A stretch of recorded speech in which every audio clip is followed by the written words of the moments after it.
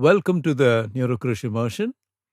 In this episode, we're going to address entrepreneurship and the leaps of faith that we expect most entrepreneurs will have to take. And some of this I am relying on an article I wrote for the Hindu magazine years ago, 2013 to be precise, which you'll find on the Neurocrush website. I remember seeing a BBC documentary on BBC Two several years ago, and in this program, a group of diverse young people, ranging from a hobo to a highly successful tech entrepreneur, were posed a series of challenges, their true identities being concealed. The viewer did not know who was who in watching the program. What was very interesting was the differentiation. The entrepreneurs in the group ended up the ones being willing to take calculated risks. And this is what we popularly call the leap of faith. One test in this program stands out in my mind. The participants were asked to aim for and hit a target from a distance of their choice. Needless to say, the greater the distance from which one tried to accomplish the task, the more the rewards, and indeed the risks. Interestingly, it turned out that the entrepreneurs in the group were the ones who chose to try from seemingly impossible distances.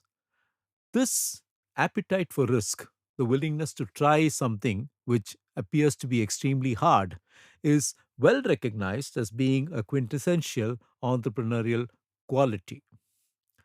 So let's ask ourselves then, what are these leaps of faith? In reality, they are everyday phenomena that require us to make decisions with potential for us to both win and lose when we make such a decision. For example, a person may have to choose between taking a pay cut in his current job or going out into the job market to look for the new one. The latter, obviously, is a leap of faith. When you buy or sell a new car or a new house, or indeed you take a range of career decisions, calculated risks and leaps of faith are very much a feature of all our lives. Some of us seem to take these circumstances in our stride. We forge on as if we've done it a million times. Others struggle visibly with such decision making, transforming the to be or not to be, the classic question, Shakespearean question, into a fine art. The human personality in itself may have something to do with our ability to take our leaps of faith. There are five core dimensions of human personality: openness, the willingness to accept uh, information, ideas, is one. Conscientiousness, how conscientious, how duty bound one is. Extraversion, the ability to interact, be vibrant, talk to other people, enjoy other people's company. Agreeableness, the ability to be agreeable with others, to get along with others. And neuroticism, the tendency to worry, are the five core dimensions, and they are called the big five. Now, let's talk about each one of these a little bit more. Extroversion, or what we also call surgency, is a broad dimension which encompasses many traits like being talkative, being energetic, and being assertive. Agreeableness includes traits like being sympathetic, kind, and affectionate. Conscientiousness includes traits like being organized, thorough, and making good plans. Neuroticism, which is sometimes reversed and called emotional stability, includes traits like being tense, like being moody, like being anxious. And openness to experience, sometimes also called intellect openness or imagination, includes traits like having wide interests and being imaginative and insightful. Now, when you consider each one of these and compare it to what we call leap likelihood, how likely is this trait going to help you in taking that leap? Extraversion, so people who are extroverts, and openness, the openness to experience, are the two traits that probably give you the highest likelihood of taking a leap. Agreeableness is probably something that is slightly below these two in terms of your ability to take that leap of faith. Being conscientious can play both ways. On the one hand, it may actually impair your ability to take a leap of faith because you are duty bound, you look at things very carefully, you spend a lot of time analyzing them. But on the other hand, you may actually take a calculated risk and take it well because you are deliberate and careful in the way that you went about it. Probably the worst personality dimension for leap and risk taking and leaps of faith is neuroticism, the tendency to worry, to be anxious, and to be find it hard to make decisions. Now, there are other leap predictors that I've come across in my clinical practice in long exploratory sessions that one tends to have with entrepreneurs. We work with them, of course, to help them transform their lives, and we observe a few common characteristics. Childhood experience is definitely important, and it can make you either more or less likely to take a leap of faith. Education is important. It gives you the necessary analytical skills, but on the other hand, too much of it can become counterproductive because with each succeeding year that you've invested in education and each new qualification that you acquire, what you stand to lose when you change horses midstream in your career becomes much more expensive for you. And therefore, the appetite of risk can potentially reduce the greater the education. Family background can make a difference. You could have grown up in a risk averse environment, and that then makes you less likely to leap. On the other hand, we do meet people who have become so tired of their risk averse family that they are intent to do just that. So it could play both ways. Wealth can make it both easy and difficult to take leaps of faith. On the one hand, for someone endowed with substantial wealth, what they stand to lose due to taking a leap of faith may only represent a fraction, and it may be therefore quite easy to do. But on the other hand, wealth can often take away both the hunger and the motivation to take that leap of faith. And of course, we come across blue blooded people, the Anil Ambanis of this world, the Amalyas of this world, despite being so well endowed, managed to risk it all. And that is also a very interesting dimension of how people take leaps of faith. And sometimes they are not very careful at all in mitigating risk. Now, what paralyzes one, what causes one to not take a leap of faith is fear of failure. For some, the past experience of failure becomes permanently daunting, and they become paralyzed when it comes to taking risks and making tough decisions. And of course, one does come across people who, after their last failure, sometimes over a decade before, ended up not taking any further leaps of faith at all. And basically, that last failure became the death knell to what could have been a promising career. These individuals drift along, they are seemingly rudderless, they are unwilling to take more risks as they've developed a phobia of failure.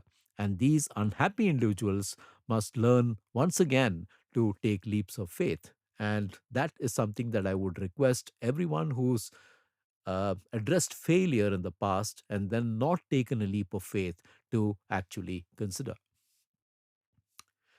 One needs to ask oneself, is education an advantage or a disadvantage when it comes to taking a leap of faith? Many famous entrepreneurs have had very limited formal education, and in many instances, they have dropped out of the educational system only to prosper. There are several examples globally: Bill Gates, Richard Branson, Steve Jobs, and in India, our own Dhirubhai Ambani, all synonyms of successful entrepreneurship. And yet, all of them did not really achieve very much when it came to formal education. Ask yourself, therefore, is education at all necessary for entrepreneurial excellence? A linked question is whether an MBA is really good for you. John Warrillow, in an interesting article titled Why an MBA May Not Be Good for You, points out some reasons why an MBA may be bad for entrepreneurship. The first point he makes is causal rather than effectual reasoning, that entrepreneurs use effectual reasoning. They assess what resources they have and they ask themselves what can be created, while conventional CEOs use causal reasoning. They set goals and develop systematic plans to achieve those goals. MBA programs are heavily weighted on teaching you causal rather than effectual reasoning. And therefore, rather than ask, what do I have and what can I do with it? You are focused on what do I need to do and do I have the resources for it? The latter approach obviously is not great when it comes to taking a leap of faith. The second reason he points out is adaptive rather than innovative thinking. Adapters are cautious and pragmatic. They take others' ideas and try to innovate them incrementally. On the other hand, innovators overturn other ideas, challenge conventional concepts, and are into big bang thinking. MBA programs teach adaptive thinking rather than innovation. Innovation is the quintessential entrepreneurial quality. Thus, an MBA could be bad for you in some ways if entrepreneurship is your goal. Also, because Warrillow points out your classmates will not be entrepreneurs and you will waste 40% of your risk free years in a classroom. Food for thought, therefore. There is also one truism. When you get into a particular profession and climb the ladder, the more you grow, obviously, the more the employment opportunities. On the other hand, as we've discussed earlier, the higher you go, the more you stand to lose when you choose to move laterally, when you choose to take a leap of faith, when you choose to go into solo entrepreneurship from a very comfortable corporate hierarchy or a job. And therefore, these risks can become what prevent one from taking that leap of faith. Education could therefore, in a global way, be a disadvantage.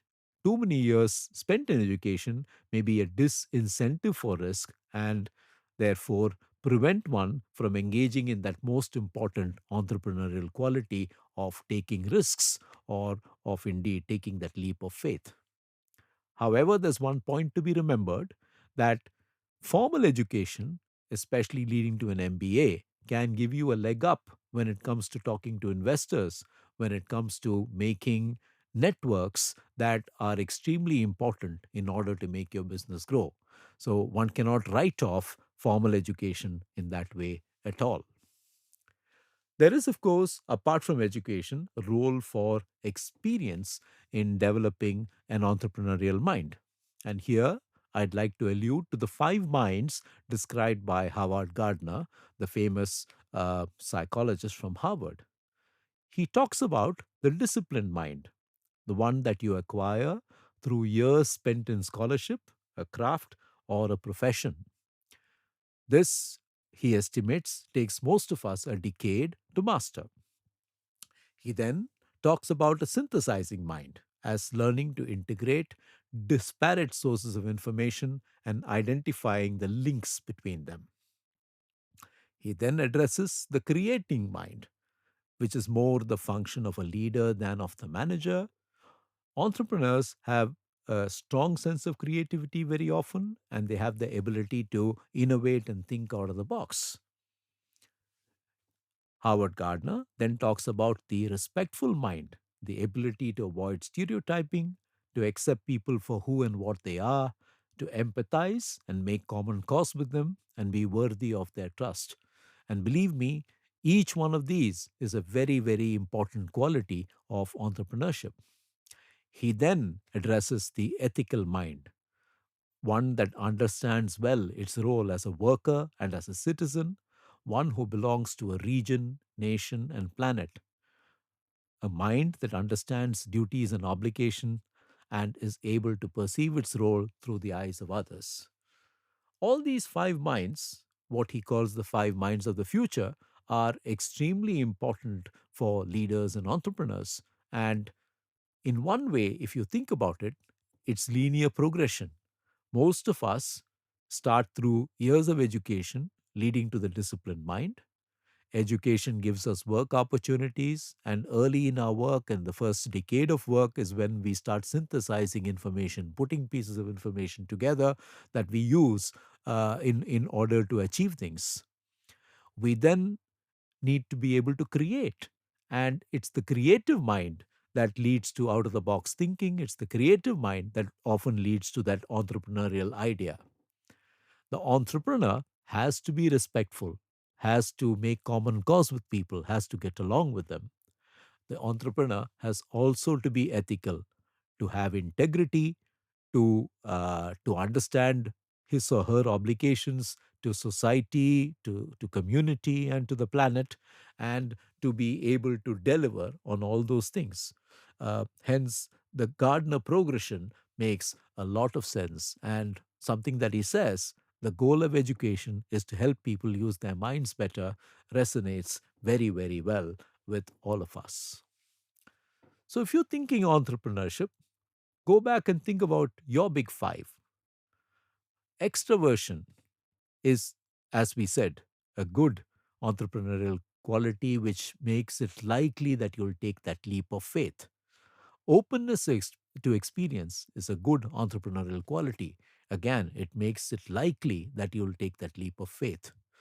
Agreeableness, that ability to get on with other people, to make common cause with them, is an important quality. It may, to some extent, help you take that leap of faith, but it certainly will help you make strides forward in society, in the community that you live in. Conscientiousness is extremely important when it comes to building an enterprise and in dealing with people. But on the other hand, it does not necessarily contribute to your ability to take a leap of faith. And neuroticism, the tendency to worry, the tendency to be anxious, may not be particularly helpful at all when it comes to taking leaps of faith. When it comes to entrepreneurial ideas, we have to ask ourselves these other questions. What you're thinking about, is it original? Is it something that no one has done before? Or is it incremental? Are you developing on something that other people have done before, and are you just aiming to make it better? Or indeed, you're just making a copy. It's nothing new. You're just replicating the idea. Maybe you'll replicate it better. That is very important to know. This is something that we have to consider with any entrepreneurial idea. Then ask yourself, what is your predilection? Do you engage in causal reasoning or effectual reasoning? Please remember that entrepreneurs engage in looking at what are the resources I have? What can I do with those resources? They don't wait for the ideal circumstance to develop. Are you engaging in adaptive or innovative thinking? Are you going to just replicate or change something that exists, product or service, or are you going to sail right there into uncharted territory? Big bang. Ask yourself that question. You also need to ask yourself, is the Bacchus in you willing? Steve Jobs said two things which define entrepreneurs. I want to put a ding in the universe, which really meant I want to make a dent, I want to make a mark. He also said, stay hungry, stay foolish. Being hungry for success, being foolish in the ability to take some risks is very, very important for most entrepreneurs. And leaps of faith, therefore, are extremely important. Preparing for the journey also requires being aware of what the journey will entail. The journey, any entrepreneurial journey, requires cash. Money is oxygen for entrepreneurs. And if you're being a good entrepreneur, you will run out of money.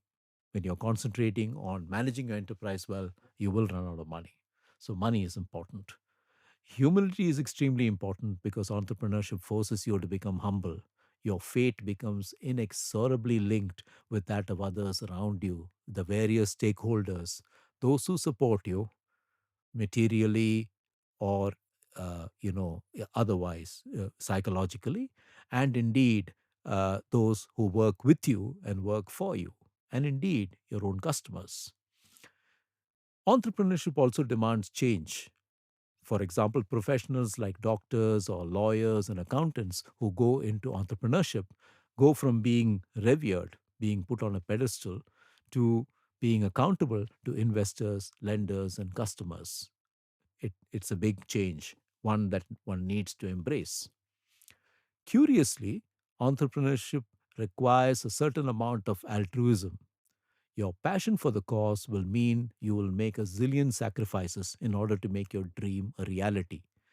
And if you have not prioritized your needs before, be assured that you have no hope in hell here on. Adaptability, your life as an entrepreneur cannot be lived in comfortable silos. You're on a roller coaster now, and you cannot make it stop no matter how much you wish. Indeed, being an entrepreneur means that you've caught the proverbial tiger by the tail. And that indeed is the biggest risk, the biggest leap of faith that you have to take. Because once you've caught that tiger by the tail, you can't really afford to let go. Ask yourself whether you are an inherent risk taker. Are you like that person in the BBC documentary who would try to hit the target from as far away as possible in the hope of scoring big, no matter what the outcome? An all or none approach to risk taking. And what is your usual response when the going gets tough? I go back to some of the points that I made in my Godfather Paradox podcast. What differentiates psychopaths and makes them good risk takers? And I'm referring to the book by Kevin Dutton, The Wisdom of Psychopaths, in which he points out that they zero in on weaknesses. Bundy, the serial killer, for example, picked out his victims from the way that they walked. Psychopaths are ice cool under pressure. Multiple experiments show that those with psychopathic traits are not nervous when they are under pressure. They do not feel emotions the way other people do. They balance an aptitude for predatory violence with enhanced empathy, the ability to get under the skin of their victims. Therefore, some of these characteristics are extremely important for the psychopath. When one examines, and please do listen to that earlier podcast on the Godfather Paradox, when one examines psychopaths as to what happens to their brain when they take risks, it's very interesting that when they are presented with a moral dilemma, and the dilemma goes from the impersonal to the personal, the emotional brain in most people lights up. In the psychopath, there is no change at all. There is radio silence. And this is something that has been called Arctic neurology. Neil Armstrong, when he landed on the moon, was reportedly cool as cucumber. He barely broke a sweat. And when the data was reassessed, his heart rate fell rather than rose at the time of landing. Stanley Rachman, whose study in Harvard of bomb disposal operatives identified those who had been in the profession for over 10 years and divided them into two groups: those who had been decorated in the course of their duties and those who had not been decorated. Both groups, when he examined them, had stable heart rates while working. But in the decorated group, those who had won awards in bomb diffusal, their heart rate actually went down. They seemed to assume a cold, meditative focus. Bode and Friston compared business managers, psychiatric patients, and hospitalized criminals in their psychological study. What was common for all three groups was superficial charm, egocentricity, persuasiveness, a lack of empathy, independence, and focus. But the criminals tended to be law breaking, impulsive, and their physical aggression dials were cranked up. In a sense, between the business managers and the criminals, the the main difference was the business managers stayed within the side of the law, something that the criminals found hard to do. But psychologically, the two groups occupied a continuum. And it's therefore very interesting for us to consider that risk taking, taking that leap of faith, may be easiest for the one with a psychopathic mind, but one who is a functional psychopath. The one who is not a functional psychopath, the one who is not a socially empowered psychopath, is the one who ends up being a criminal and very often on the wrong side of the law. Entrepreneurship may require, therefore, within you some Arctic neurology. There is a dark side to entrepreneurship, as a Harvard Business Review article points out. Entrepreneurs tend to be achievement oriented. They like to take responsibility for decisions and they tend to dislike repetitive and routine work. Creative entrepreneurs possess high levels of energy and great degrees of perseverance and imagination, which, combined with willingness to take moderate, calculated risks, enable them to transform what once began as a simple, ill defined idea into something concrete. Entrepreneurs also have that capacity to instill contagious enthusiasm in the organization. They can convey a sense of purpose and, by doing so, convince others that they are where the action is. Whatever it is, seductiveness, gamesmanship, or charisma, entrepreneurs somehow know how to lead an organization and give it momentum. They also point out, on the other hand, along with this mystique, entrepreneurs can have personality quirks that make them hard people to work with. For example, their bias towards action, which makes them act rather thoughtlessly, sometimes can have dire consequences for the organization. And moreover, some entrepreneurs have great difficulty in taking direction from others. So there is definitely a dark side to entrepreneurship and entrepreneurial qualities, and not everything about taking a leap of faith is good.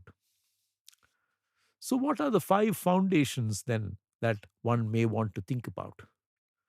I go back to two golden words used by Gorbachev when he was talking about the new Soviet Union all those years ago.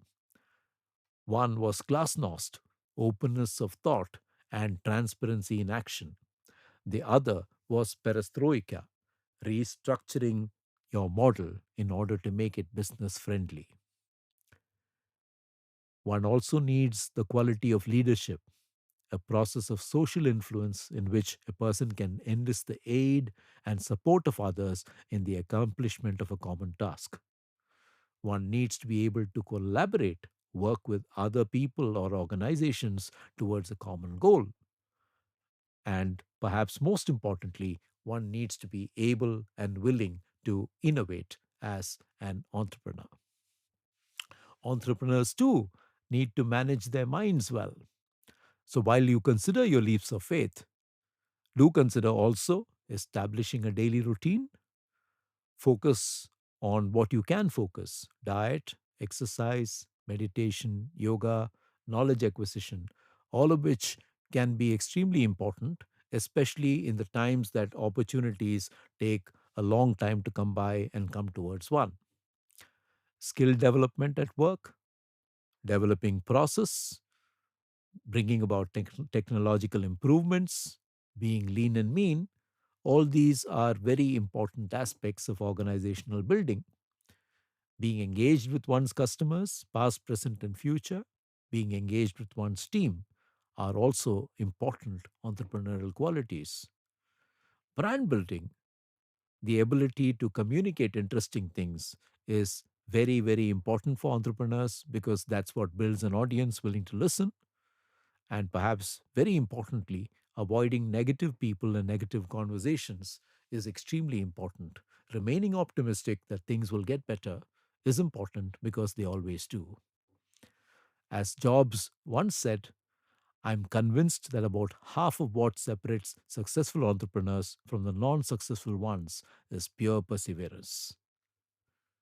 Entrepreneurship and leaps of faith, therefore, involve many other aspects: the growth of a mind and the development of the mind, as put out by Howard Gardner, the ability to take calculated risks, and the ability not to overthink, and to persevere and to be able to work very hard. I hope you find this podcast helpful in thinking about the various qualities of entrepreneurship and indeed thinking about how and why people take leaps of faith. And I leave you with Rumi and you. When will you begin that long journey into yourself?